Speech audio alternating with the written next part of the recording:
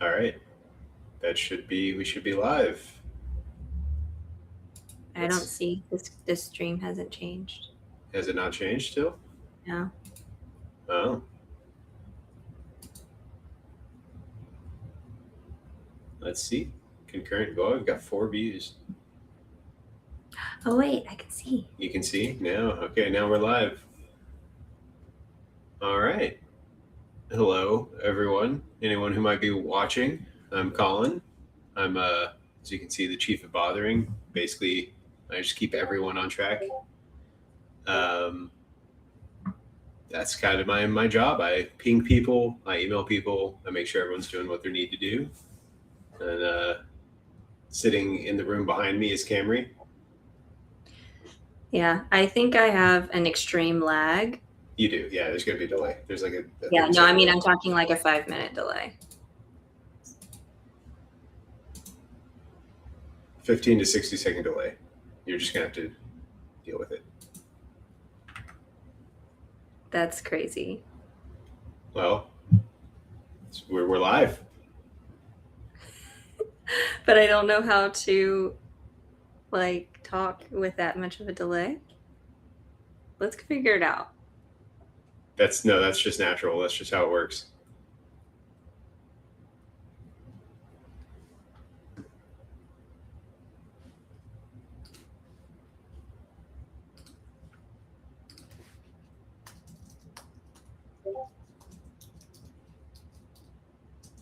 All right, we'll be back momentarily.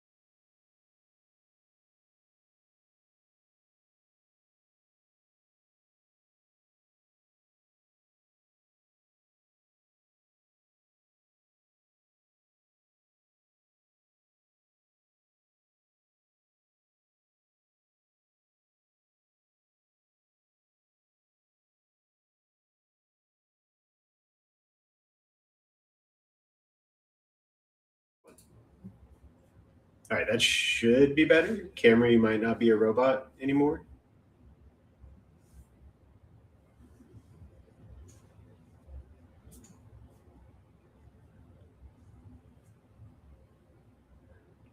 Can you say something, Camri, just so we can?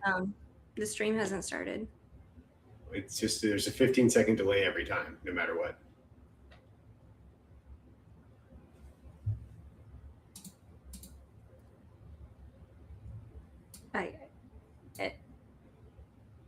Can you hear me? Yeah, I can hear you.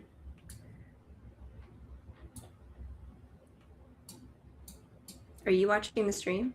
No, I'm watching us in OBS. You need to look at the stream.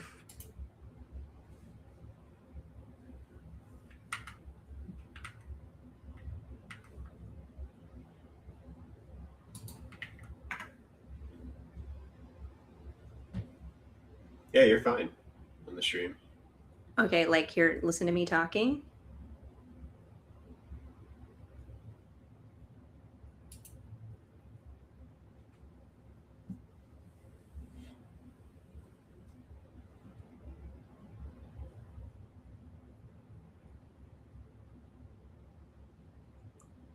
And then here now I'm about to say that.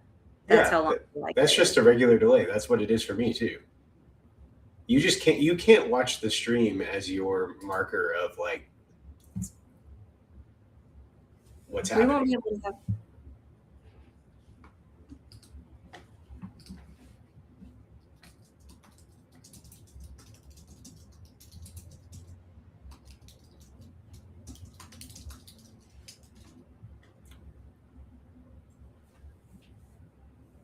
I mean, you can hear me right now. So if you respond to what I'm saying, that'll show up on stream in 15 seconds. So if you just if we have a conversation, that conversation just happens 15 seconds from now on YouTube. Okay. That's how that works. That. I might be able to share what OBS is like showing me.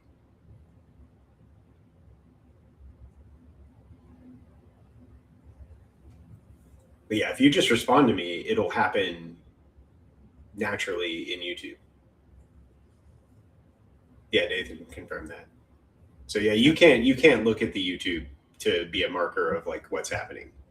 Okay. I'll just have to. I don't know how to look at the thing that we're doing then. So.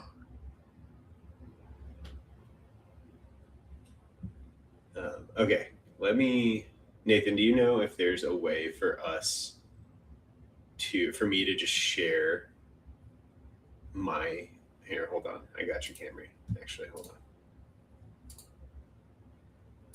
There. Now you can go to Discord and look at what I'm seeing. Okay.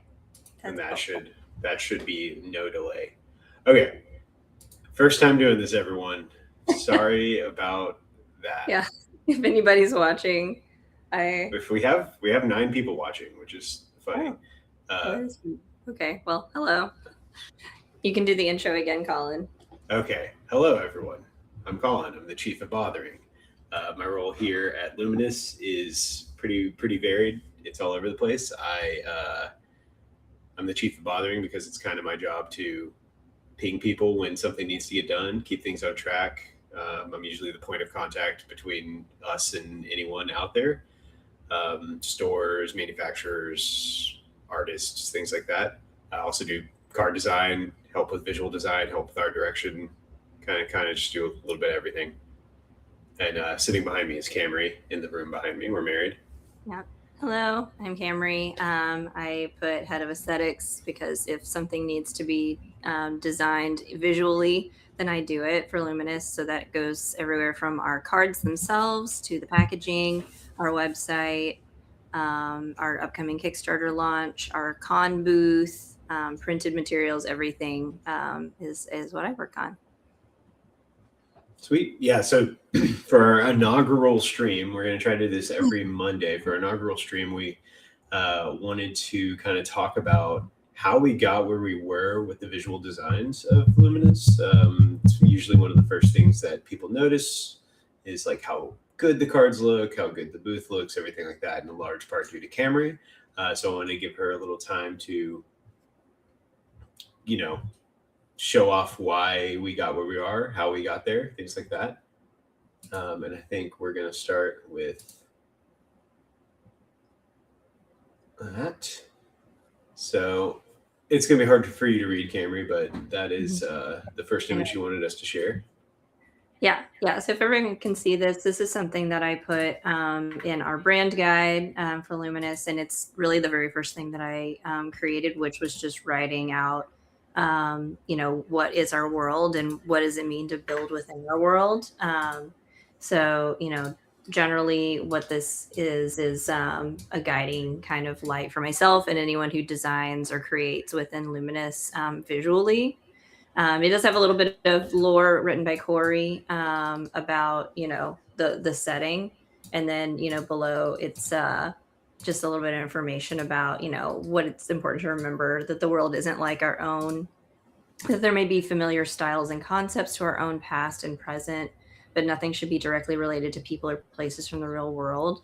Which I think is, somewhat important whenever you are, working within a setting that's not just fantasy. Oftentimes, fantasy is, kind of like the past of Earth, like medieval past, for example. But this is a sci fantasy. Things even like plants and animals and certain beings are sometimes the same. Like we have, some plants and animals that we would recognize, and then there's some that we wouldn't. So I think that that's like a good like guiding light anytime, I'm, thinking about something maybe being too cliche or too in one thing, like very medieval or very, traditional fantasy aesthetic. Is there like a little twist that we can put on it? And then the image there is kind of a snapshot of the first piece of art that we had done before I think most of us even joined the team.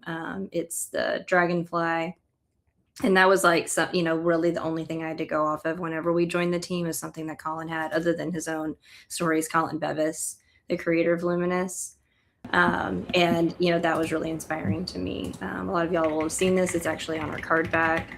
And just the idea of like it being something kind of familiar, but a little bit different. And that, really helped inform the world. And then the colors of this kind of informed like our brand colors and the colors that I use a lot for Luminous brand. Yeah, Camry, Nathan asked if this is like from a specific document that we could share, or if it's just like something that you just have.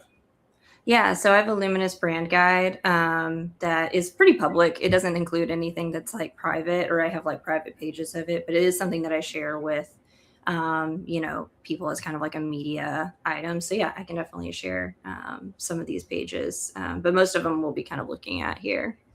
So yeah, just reach out if you want it. Yeah. And it's also just like, it's an example of a brand guide, something that in my previous work or my work, day-to-day work is something that I would create like in a corporate setting. It's going to have all of your guidelines for your brand, how to use your logo, how do you use color, in what settings do you use certain icons, things like that. But yeah, you can go to the next one, Collin. And then also, I kind of wanted to ask you, whenever you got, introduced to Luminous by other Collin, what were like the kind of, initial thoughts you had in your head about like the world and, what that might mean visually? That's a good question. I didn't have a ton of initial thoughts. I was mostly focused on the gameplay because it was just cards. It was Sharpies on like blank playing cards. So I wasn't really introduced to the world until after Corey was brought in. But a lot of the current visual like identity of the artist, for I guess the art direction, is some blender version of Collin's original ideas with Corey's like take on things, with sort of my help figuring out like concept art and stuff like that. I mean, Corey would be a better person to ask about that question.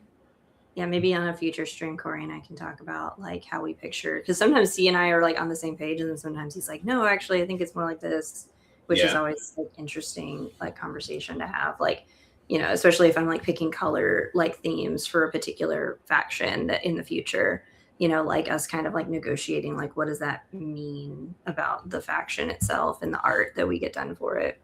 Yeah, I mean, I have this special brain that doesn't allow me to visualize things, so uh, I think in shapes and numbers and lines and colors. I don't think in like I don't picture an apple. Uh, And I do. I picture everything yes, fully formed, like it's a glossy JPEG in my head. yeah. There's no Um, JPEGs in my brain.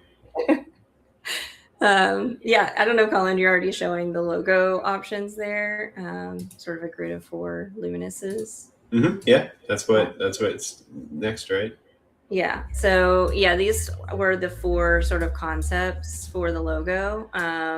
I remember showing these on my phone at Colin Bevis's wedding to some of the folks during cocktail hour, and there were pretty strong reactions. Now that I'm looking at them, I kind of understand. The 2 on the left are like pretty bad, but I was being whimsical. But the 2 on the right, I think, are the stronger ones. Obviously, the one in the top right is the one we went with. In the bottom right, I just really like these kind of Germanic typefaces, and ended up using some, in other areas of our brand. But the Luminous we landed on is sort of a customization of a serif face, where I added these little like decorative swashes to like the L and the M and the S. I just kind of like drew shapes like onto them and kind of added them and moved the shapes around a little bit. And then for the eye, that is kind of meant to like evoke like an orb or like a flame sparking kind of in the luminous idea. Because, when we came up with the name of Luminous, they had like a few permutations of names before that. But Luminous, I think all of us really liked because it felt not only kind of like magical and really went to like the orbs and the light, but it also felt kind of hopeful, which is really interesting. I don't know, Colin, what do you think? Yeah, looking back on these, it is pretty wild. Like in my brain, it's so much number 2. Like it is. That's what our logo is basically. Like that. What that evolved into. That seeing the other ones is really crazy to me. Yeah. I mean, you'll see some. I guess homages to some of those other designs in some of the upcoming faction design. I'd say. So like it's there's a through line here that's really interesting to what we're currently working on, but yeah, I couldn't imagine a different logo now. Oh, you No. saw a mountain, Nathan. You saw a mountain in front of the moon. No, that's a flame, or yeah, Yeah. But I mean, really, it's up to interpretation, right? Like these kinds of things. But yeah, it definitely could be that too. But and yeah, then the idea of here's drawing a little flame. Yeah. And then those are like just some different permutations of the logo. Once you settle on the logo mark, you kind of do the different lockups, right? This is very graphic designery terms, but how does it look on black? How does it look on white? We obviously need to be specific sometimes when we say luminous and use card game as like a subtext. Sometimes we don't, and we want people to ask us what's luminous. And then the LCG little bug kind of there in the hexagon. I use hexagons a lot in our visual language. They're kind of subtly throughout, and that is because there is like a lot of lore around like bees. We have our hive queen in the wanderers. That I think will become like revealed over time, but that's where the hexagon kind of comes from. Is like the beehive shape, and it just fits the LCG really well in that shape. So we use that sometimes as like a little like badge. But yeah, you can go to the next one. looks like a bird. That's funny. Wait, what looks like a bird? The LCG? no, the flame looks like a bird. To Oh sun makes me hot. yeah. I love like this is always like the thing, like, it's kind of like the Disney logo. Everyone thinks the D is a G, like including myself. Like it's all like once something's out there, it's like up for everyone else to like, kind of own and like what they see in it. Yeah, Uh, we are LCG. We are yeah, Luminous card game. yeah. I know, like it, yeah. I didn't. That was not intended. I didn't know Not enough not people. an LCG, but we are That. LCG. Yeah. So yeah, what we're looking at right now is just, after that point, brand colors are something you have to kind of start thinking about. What colors do you use whenever you are making business cards, making the website, making the con booth? Like everything kind of needs to like tie back to one idea. And I kept this pretty simple, and I actually used colors directly from that original piece of art, that dragonfly. So we've got the like really nice forest green. We've got this like blue, kind of like peacock blue that I call lapis, a red, like rusty red that I called flame, and then the gold glimmer, which is the one I use the most because we use a lot of black backgrounds, just to keep everything kind of like dark and mystical and moody and really allow like the bright parts of Luminous to shine. Most things in my day job are going to be a lot brighter and lighter because I work as a UX designer, UI designer. Most apps are kind of designed in like white. So it's been really interesting to design everything kind of in this black backdrop. Like you'll notice our website is all black with white text. So kind of dark mode style for me, which is a little different, but it's fun. Yeah, And then, you'll also see like red, green, and blue were the original colors of the orbs. Um, and this is Colin's story, but the reason they're red, green, and blue is because that was the pack of Sharpies you could get. You got a red, green, and blue and a black Sharpie, and that's what he wrote all of the costs with on the original cards, the original playtest cards. But thanks to color blindness, Gabe being colorblind, we swapped to these colors. yeah, yeah, this was a sell like on my part. Whenever I saw they were like, oh yeah, and so the orbs are going to be red, green, and blue, I was like, that's a little rough. Like rough from like it's like RGB. It feels very like digital kind of in a way for one, and then red green color blindness is very common. So I knew that that would be an issue. It's not a horrible issue. You can always like fix that in other ways by using icons and things like that. Like double encoding is the way they say it. Like because there's even folks out there who would not be able to distinguish our orb colors today. So that's why like when you have the orb, you have the color and the icon inside to like cover all cases. But I kind of suggested, early on, like, what if we tried shifting the colors? And these were the ones I came out with, which is the orange, green, and purple, Mardi Gras colors, as Yeah, I was Corey about to likes say. to say. Yeah, But I think that the colors do contrast against each other fairly well, and they are not red green color blindness. We don't have that problem. And I think like in some instances, it's really kind of worked out well. Like I like to think because like, purple being used for, the purple orb, it really lends itself to that kind of like mystical, magical spell, which I know purple and spell don't necessarily like always go together, but typically you're going to see that, orange being like so like lively and like being kind of like a life force, and then green, being maybe a little bit more like analytical of a color. I don't know. We're kind of getting into like color theory and how color makes people feel, but I feel like if they were swapped, it wouldn't be the same feeling. yeah. And I think, Especially to Nathan's point as well in the chat, he said that like the orbs even have their own filigree that kind of matches their style. Like the orange orb is very like fluid and organic, and the green orb is incredibly rigid. And the mhm. purple orb is very kind of like chaotic. And in the future, the next batch of factions come with gray orbs, which will finish out our orb quadratic. I don't know. Quadratic equation. Yeah, Yeah. uh, and it is kind of almost like putrid looking. I don't know how to describe it. It's really cool because gray is, you know, Corey can correct me if I'm wrong, but is kind of death. It's the opposite of life. Um, Yeah. Yeah. More like the color of entropy. yeah, Uh, entropy is a good, yeah. yeah.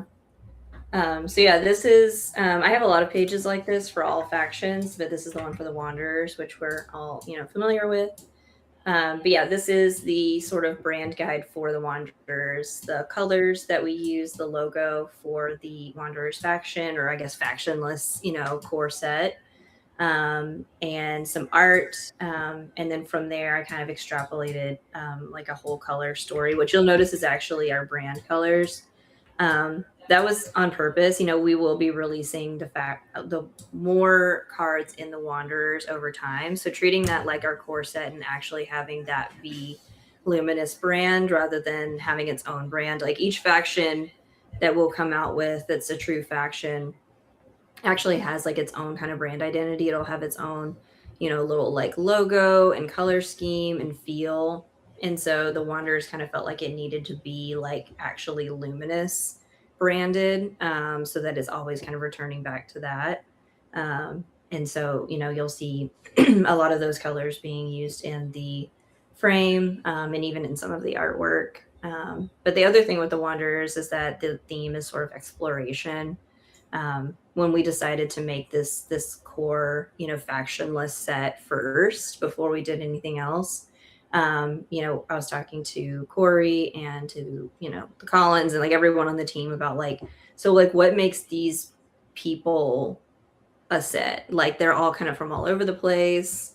There's some from future factions, teased in there. But I think the thing that like binds them all together is that they've kind of broken away from their faction and like started to explore the world of Ardua. So the idea of that like kind of torn paper and like messed up paper is like kind of rugged. I've got like a rugged kind of torn texture there, just kind of like, and then all of the art really looks like more rugged. It's like jungle landscapes or forest landscapes.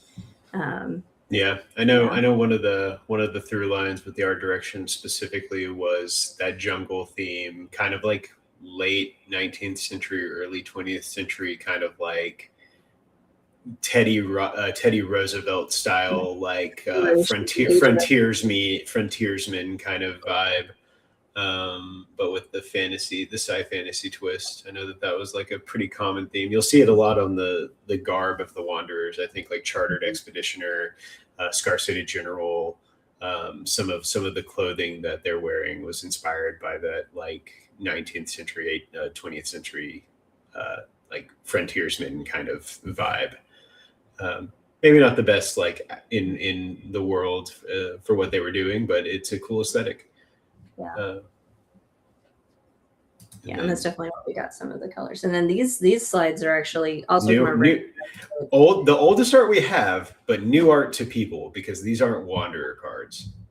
Yeah, these are definitely some of our oldest like slides because we were starting to get art and we really were concerned with like making sure that the art at least in some way was cohesive and matched each other, even though like certain pieces will be a little different, pieces for certain factions. So you'll see here, these are, on this slide, mostly pieces from an upcoming faction, the Kinda, and the Disciples. But yeah, these are like some of the oldest pieces that we've had, but we have been working on these factions for so long and pivoted to do the Wanderers first that, we were able to sort of like base the Wanderers art off of this, this art.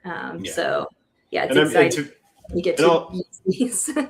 all of this art is public, so it's all good to share. My favorite piece of art we have, I think, across all the art we've had, is the shrimp there on the right. Mm-hmm. He is my favorite. I have him hanging above my computer. Yeah, and if you'll notice on Discord, it's my Discord avatar. We're a big fan of that guy in our house. We were so excited when we got it. And then this is just two more really kind of earlier pieces of art for future factions. But just the idea of like setting all this art next to each other and going like, does this all like vibe together? Which Collin and Corey have done a really great job of like, sourcing artists and then giving them a good sense of what the world looks like. So it's been really easy for me. Like, I don't feel like I've had any moments where we've gotten art back and I'm like, that doesn't really like gel or mesh with what we're doing. It all like really does. And some of the greatest compliment that I feel like we've gotten whenever we show people the Wanderers is that everything feels like it's from the same world.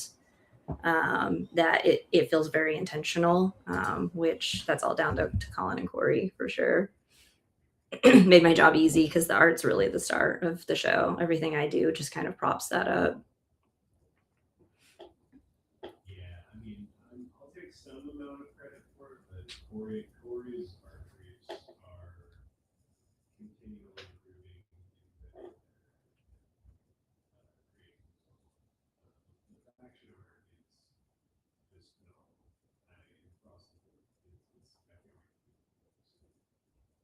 we should be rolling out some previews pretty soon. And then here's the transition from the cool art we have to the card back. Wait, Colin, you might want to put your thing down. Oh, was I muted? Was I muted the whole time? Yeah, just Oh, there. that's good. Cool. Yeah, I was saying really profound things. Don't worry about it. Yeah. I was saying all sorts of cool things about how it's all my idea. Corey didn't do anything. No, I was complimenting Corey on the fact that everything is everything in here that we're seeing is in large part to things that are in his brain. I'll take some credit for sourcing artists and making things keep on track and some of the early concept arts, but the reason everything looks so good is because of Corey, and I'm really excited to start sharing more of the art that we're getting back. Some of the faction art is like phenomenal. Yeah. And No, it definitely is. I'm like blown away every single day by the art that we're getting back, and I just like can't wait to start laying it into the card frames, for each faction and start like putting that out there. Yeah, we should honestly be starting to roll out some previews. Maybe not of cards, but of the art. Like we can start showcasing some of it because it's too good not to share. But let's transition to the card back. Yeah. So this was the thing I was the most nervous about. You would think like the logo or something like that would be the thing to be nervous about, but knowing with these types of games that the card back is not something we can change. We can change almost anything else. Like the logo can down the line be tweaked. Like color schemes can be tweaked. The website can be fully redesigned. The card fronts, like the frames, can be redesigned and like should be over time. But the card back has to stay the same.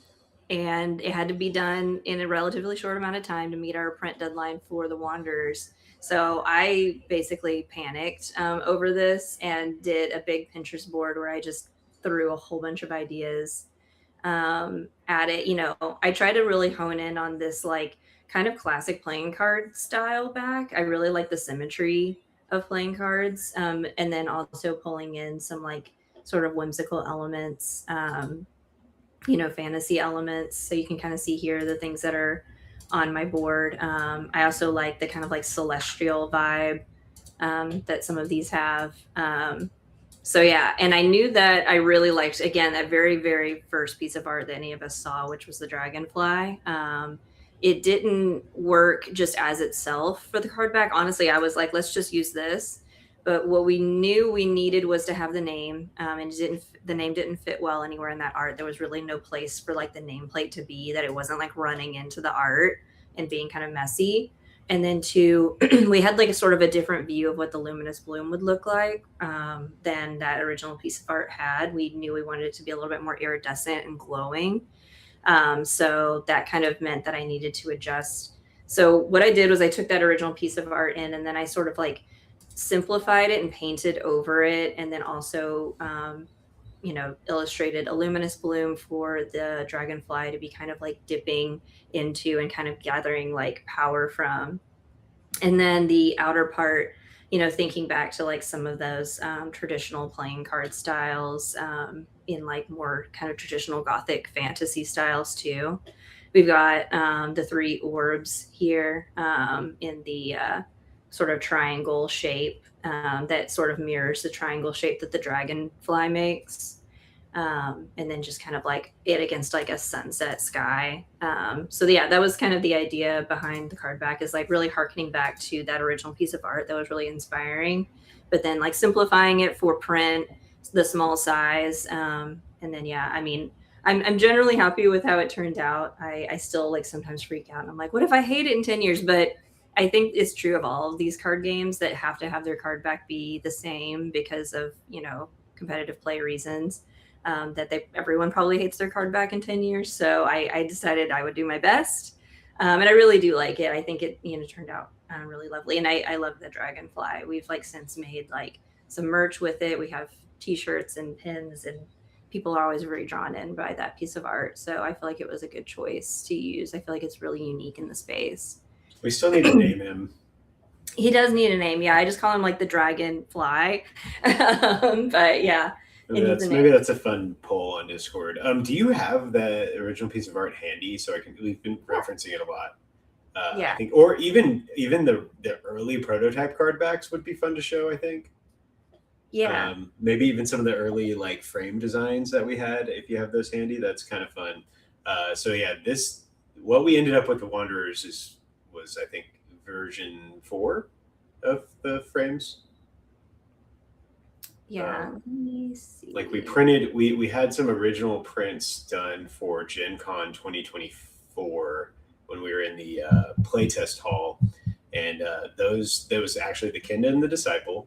We played those, or we printed a bunch of those. The Disciples are completely indistinguishable from what they are now, and the frames, while I think were pretty good, definitely had some issues that we've since solved. There's been a lot of small tweaks here or there.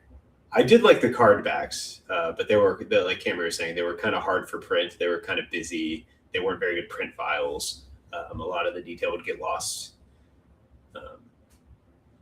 But yeah, the original frame, just to kind of give some insight into where we ended up with, and let me get back to kind of the card frame as it is now, on the front side at least.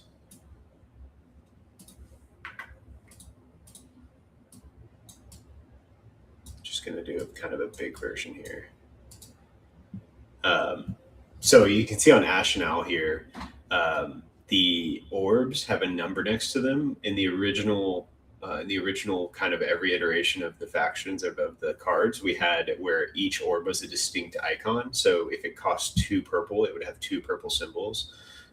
If it cost 3 orange and 2 purple, it would have 3 orange and 2 purple symbols all the way down the left side. And it got really, really messy. We tried a few different ways to like stack them and make a kind of a design.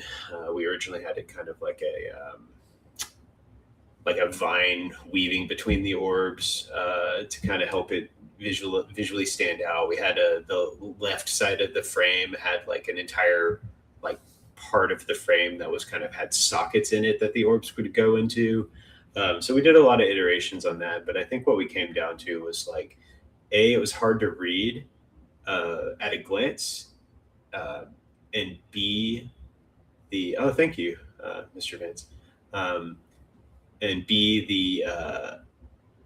the iconography was just really small, which I guess lends to hard to read. So we went back to the drawing board a little bit, and we were like, well, we could just put the numbers next to it. And then Camri designed little elements around the actual orb icons to kind of like hold those numbers.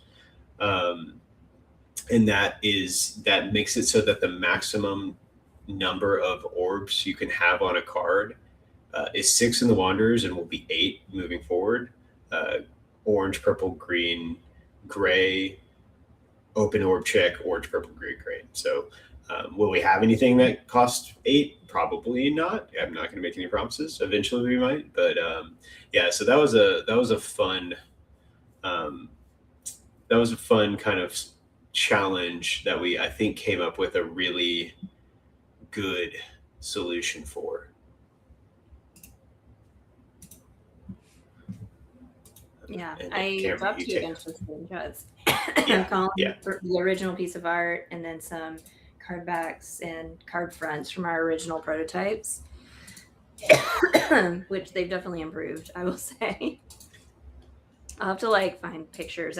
Brittany and I, Corey's wife, took a trillion pictures of our prototype cards as though they were like the most beautiful thing in the world. And now I'm like, can't use these.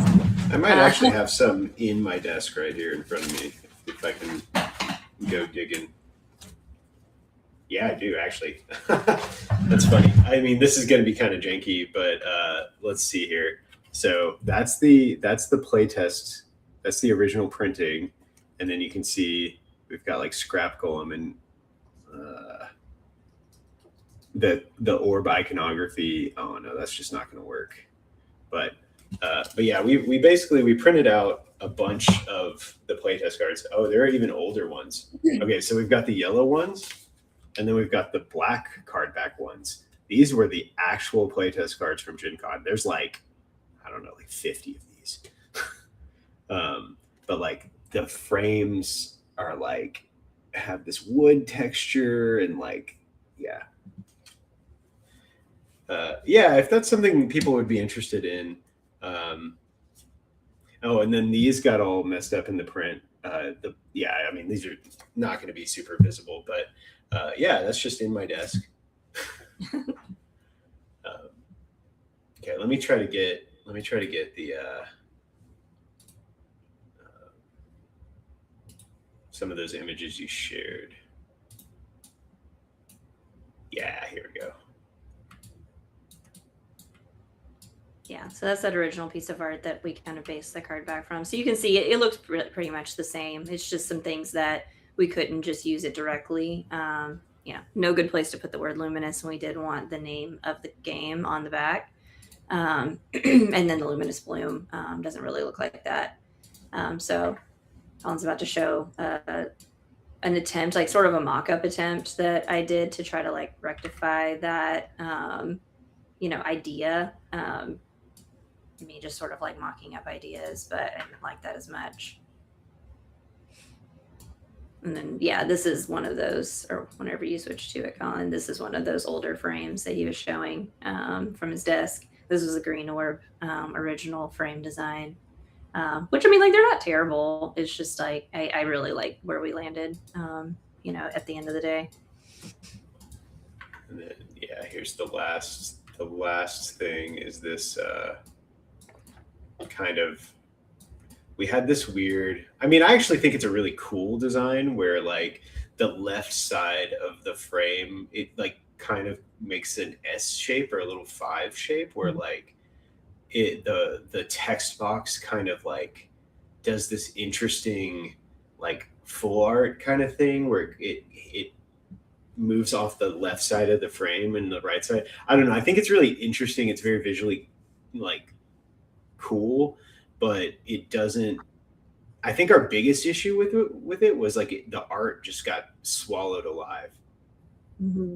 Yeah, we really wanted to showcase the art more, which I think like I kind of made the ask like, can the art go full bleed in the top 2/3 of the card, rather than having like a black border like you might see in a lot of games, which I know like sometimes is reserved for special versions. So I'm like, we can just be even more special in our special versions, because I just really wanted the art to not be like choked.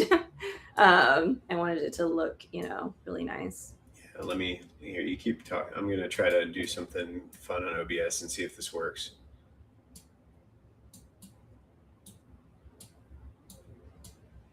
Yeah. Well, I have to finish doing it. So.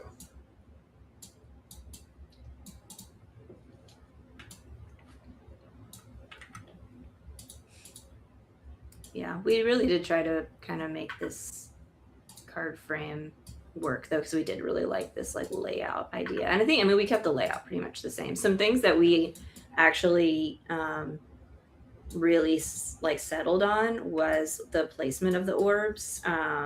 Those like we were pretty sure needed to be at the top left for when you fan out cards. That was something that Colin Bevis is left-handed, so he didn't like quite catch that right off the bat, that like most people would fan their cards that way, but that is kind of like a principle, a game design principle I later learned, generally to put things in the left-hand side, the most important things. And then also placing our card title below the art rather than like above or in some other different place centered. We're all just sort of like design decisions we kind of made around that, like ergonomics.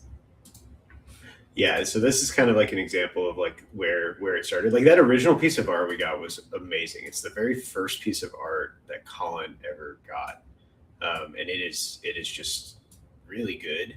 And I really like where we ended up. Yeah, Paradox. I agree that the it is. We really wanted the basic standard cards to feel really good.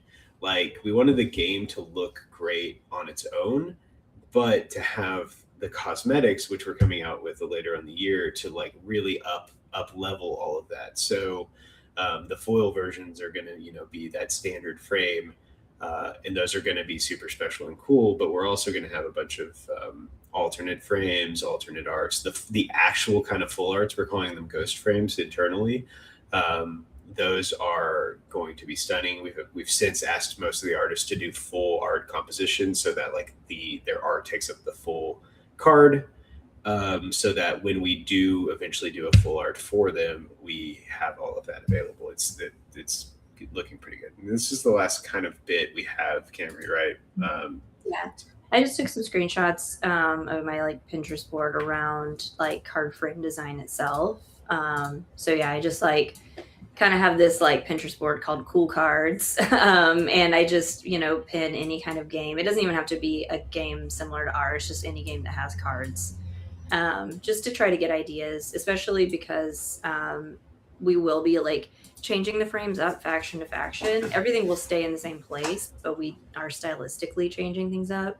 So having this a bunch of ideas at the ready was really important, and then also working with another designer, Isak, who's been helping us with some of those frames, just like bringing more creative ideas. So like I had to kind of communicate like what I thought good meant to him, which is always kind of a thing. Like you have to get it out of your own head of like what you're looking for. So Yeah.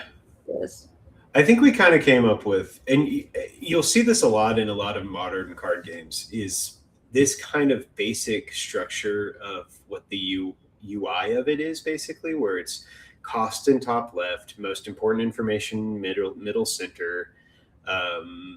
It is, I think, from a user experience standpoint, just the best way to do it, and you'll see it kind of repeated over and over again from most modern card games. We don't know if this is true, but we think Richard Garfield might have been left-handed because of the way Magic's frame design is. And you'll also notice in Magic, the Future Sight frame looks a lot like this. So they, about 15 years, about 15 years into Magic's life, they were like, you know what, our frame could be better. And then they did the Future Sight frame, which is left aligned cost, center middle name, attack health it is very interesting to see. But this is where we ended up, as everyone who's purchased our product knows. And to Nathan's point, he said earlier, the little flags we have, this was I think it was just like something we wanted, and Camry executed really well. So like this is a very subtle part of the frame that you might not have even noticed, but units have the little orange carrot, spells have the little purple like flag, and relics have the little green like triangle next to them. And that's a shorthand so that when you're holding it in your hand, you can quickly determine, or if someone plays it across from you, you can very quickly visually identify what it is that they're playing. Same thing with the pillboxes in the fast spells, or and this gets a little more esoteric, where like the battle skill pillboxes are that purple red color. The trigger ability skill or pillboxes are the green. So all of that kind of goes to the visual identity of the card, or the user experience of the card. Even like Silgar, there you see your units have colon, and then everything inside of that has a shadow box around it to basically separate that as a different thing. Because like a unit with first wave wouldn't have that little shadow box behind it, but because another card is giving these units first, second, third wave, that's where you'll see that little very subtle visual distinction. I think Kinetic Harness has it as well as a few. I think there's maybe another card as well that has that like shadow box. But those are things that kind of all add to the experience without anyone probably noticing it. I mean, anyone in the chat who didn't know that, or is that news to anyone? Is that surprising to anyone? Paradox or Benny, or I'm just curious. Yeah, Like if y'all noticed any of that.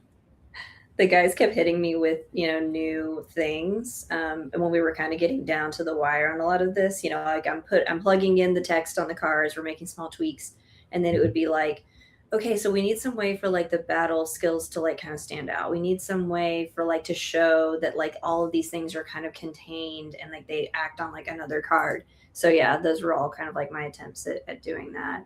And then yeah, the little sort of flags to denote the card type. That was like another sort of example of that double encoding.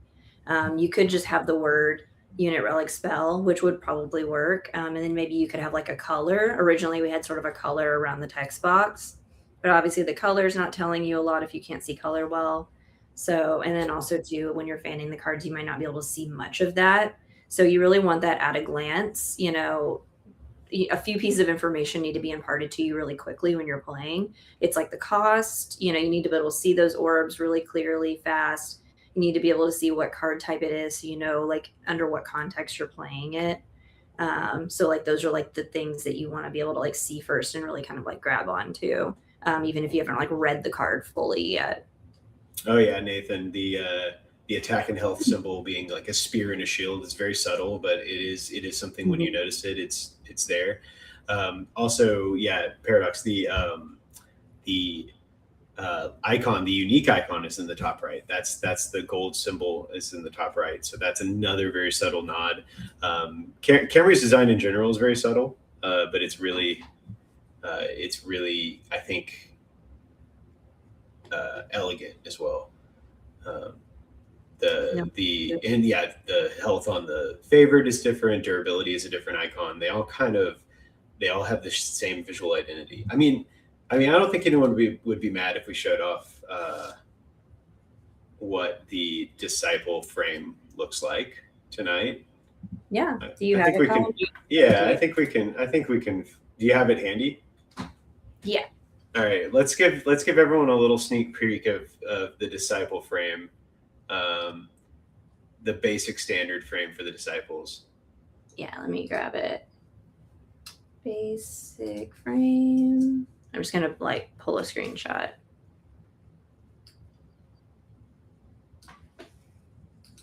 Yeah, it's we're getting some of the standard frames back from our designer, and kind of going to the visual identity of easy to see at a glance, because the factions can't be played with one another. It's really, really important that when you see a faction card, you know what faction it's from. And that's been a really fun challenge, I think, is kind of figuring out how to represent these factions with these frames while making them visually interesting, but also not over the top, because it's pretty easy to go over the top. And the alt frames will be over the top. That's going to be something that will definitely be over the top, but that's intended in part of it. Okay, Camry just shared it. Let's do. All right, so there is the disciple basic card frame. Not a whole lot different, huh? Ignore all the text. The text. Yeah, the text is irrelevant. It's immediately distinguishable against the Wanderers first and foremost, but it shares the same frame elements. I mean, Camry should be the one saying all of this instead of me. Yeah. Well, yeah, I mean, but you hit it. Like, you have to make it so that it's clear it's a Luminous card, like it's not a card from another game, which is kind of tough. Like if you're like, it needs to look different, but not so different that someone's like, what game's this? So like using the same font for the card name, like all the same fonts, using the same like symbols, obviously, and in the locations that they're in, everything being in the same location helps so that you still know it's a Luminous card. But then, yeah, like Collin said, whenever you are looking at all your cards, you're not going to accidentally shuffle a Disciples card in with like a Volcanics or another future faction card. and then you would know which ones are the wanderers and can be shuffled in with disciples or any future faction. So just like making it really clear to everyone, yourself and others at the table, what you're playing with, what faction you're playing, what cards you have, but that they all still look like the same game. Everything's in the same place. You want to talk about some of the inspiration for the disciples? Yeah. So this is, I can't take full credit for this. This is our friend Isak helped with, visualizing this. But when we were chatting with him about it, it's disciples are obviously more technological than you might see some of the other factions. They're really interested in relics and using this metal, this etched metal kind of look. And really like leaned into that, but it also has like the etching has a little bit of like runic sort of texture. This really kind of goes back to their uniforms. A lot of straight lines go into that. So yeah, putting that up against a wanderer's card, which like we said kind of has that theme of like exploration and ruggedness. The disciples are much more controlled, precise, and maybe even like there's a coldness there as well, using that metal and precise kind of lines. Yeah, you can see that the attack and health kind of bleed into the art with the wanderers, whereas like that doesn't happen in the disciples frame at all. Yeah. You also see behind the text box there's a different texture as well. I believe It's like a brushed metal with like little plates and things. So like going beyond the basic frame, there'll be like even more of that in our like alternate frames that really kind of lean into that more, that very kind of like almost more man-made look rather than something that's organic. Yeah, and then you can see the disciples like icon there at the bottom middle, compared to the Wanderers have the first edition right now, but in the future they'll have the Wanderers icon as well to also signify. But yeah, I mean that's a little sneak peek for the people here tonight. We'll probably do some sort of sneak peek every week for something or other, some art, some lore spotlight. I think the other frame we have currently done is the volcanics, so maybe we can share that another week as well. But we can, we'll not give away too much, but yeah, we have some ghost frames as well that are really cool. We can start sharing as well. But that's going to wrap things up pretty well. It is, unless anyone has any questions specifically that they want answered while we're here about anything we've talked about, or if they're curious about anything, we're pretty much open books. We have to wait a little bit for them to be able to respond to that. But yeah, that's everything we had for tonight. It was kind of just a basic get to know kind of where we got, which it's really cool seeing like these cards is pretty crazy. Like these playtest cards that we had printed that are just like, it's pretty wild to see how far we've come. It's we don't often look back, so this has been fun. Yeah, no, it's been really, really gratifying to work on this. I keep telling like the team, like it kind of pulls together things that I have done, things that I know how to do, and then like pushes me to learn more, things that I haven't tried or wanted to try. So like digital painting, like with the card back, I had a sense of how that was done, but kind of doing that. But then, branding, logo design, packaging design are all things that like designers love to do. And you don't always get the chance to do it or do it as creatively as maybe you hope in like the corporate setting. So it's nice to actually build a brand from scratch and then like own that all the way across like so many assets. Oh, actually, I did have some more screenshots, Colin, of the con booth. Did you? I might not have downloaded those. I can get some of that in there before we wrap up. Unless there's questions. But yeah, I also like took screenshots of. Oh wait, maybe I didn't send them. You didn't send those through, but I can get them in there. But yeah, I mean, this is comparison and evolution. Yeah, we can have a whole. We can probably have a whole week, a whole night of like maybe once more of the disciples and the Kinda have been spoiled, we can actually kind of go through what they looked like in the very old days versus where we got to, because boy, Yeah. do the disciples look different. Yeah, all of those playtest cards Colin was holding up were actually Disciples in Kinda. That's what we were playing with at Gen Con Playtest Hall before we even made the Wanderers. Yeah. So what Colin's showing here is screenshots from my Pinterest board for our con booth, which if y'all have met us at a convention or been to a convention, I like agonized over how to make this booth look like different and be, a good representation of us, especially as a brand new game. I didn't want to just kind of like slap some art out there and go like, yeah, this is Luminous. So I kind of went with this like, I don't know, but for better or worse, Renaissance fair sort of vibe. I feel like Renaissance fairs are like sci fantasy in a nutshell. They're not like any actual one period of time on Earth. It's like magic and medieval and futuristic and everything. So I kind of pulled some ideas from that. So yeah, these were just like my Pinterest boards for that, because that's the other really big piece of this that was like new to me. I've done mostly digital design work, so the idea of like decorating a space that fits your brand was really exciting, and like making things for that and making sure all of our banners and like different like booth materials all kind of go together. It's like a very like 3D way of thinking.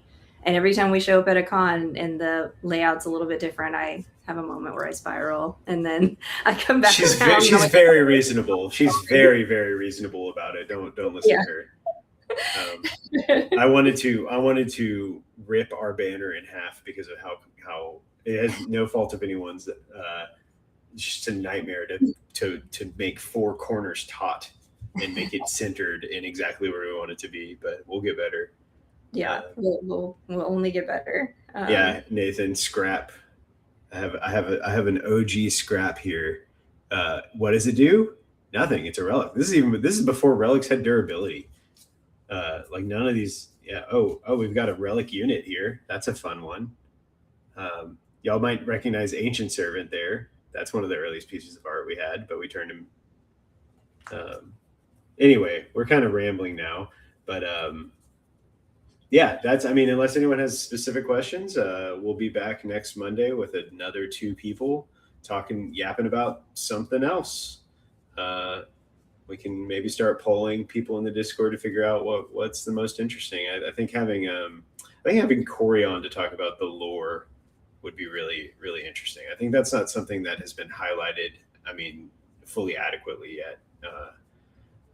We have it. It's a lot. There's a lot there, but I think that's something a lot of people would be interested in. All right. Well, thanks. All right. Yeah. Thanks, Benny. Thanks, y'all. We'll see y'all later. See y'all next week. Thanks for stopping in. Bye. Bye.